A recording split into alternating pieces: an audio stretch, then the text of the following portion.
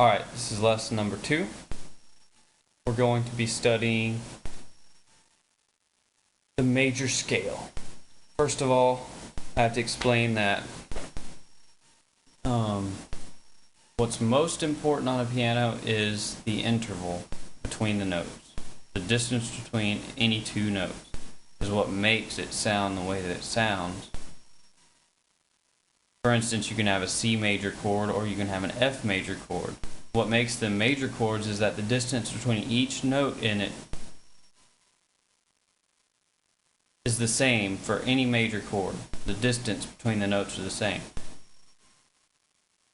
The only difference is you might be starting on a different note.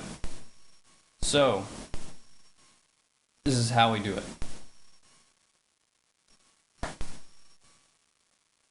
We have, let's start with C. This is the best way to find the C major scale. It's all the white keys from C all the way to C. So C, D, E, F, G, A, B, C. That's your major scale.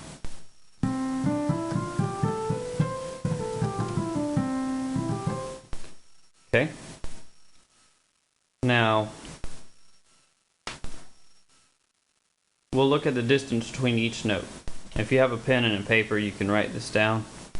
The distance between the first two notes would be from C to D. That's what they call a whole step. There's 2 half steps. Or if you're in Europe, I think they call them like maybe tones and semitones. I'm not sure though. So we have a whole step here, whole step here, half step, whole step, whole step, whole step, half step.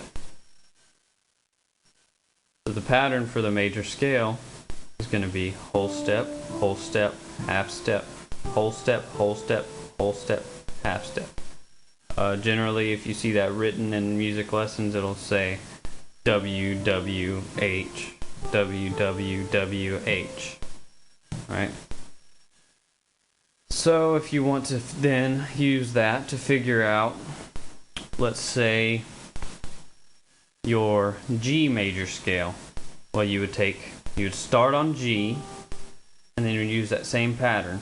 Whole, whole, half, whole, whole,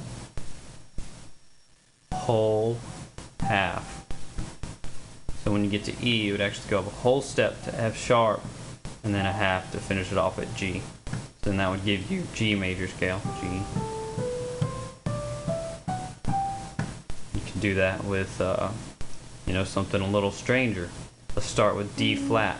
So you'd have D flat, go up a whole step to E flat, whole step to F, half step to G flat, whole step to A flat, whole step to B flat, whole step to C, and then whole half step to D flat.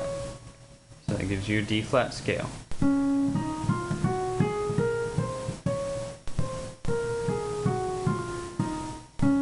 And you see how that sounds the same because the distance between each note is the same pattern.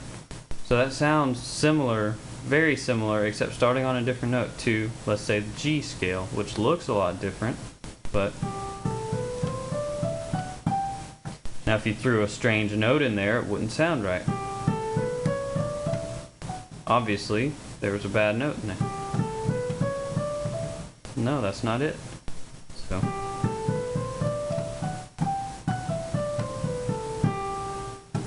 alright.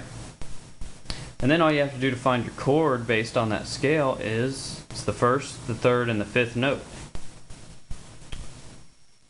of that. But we'll get into that in a different lesson.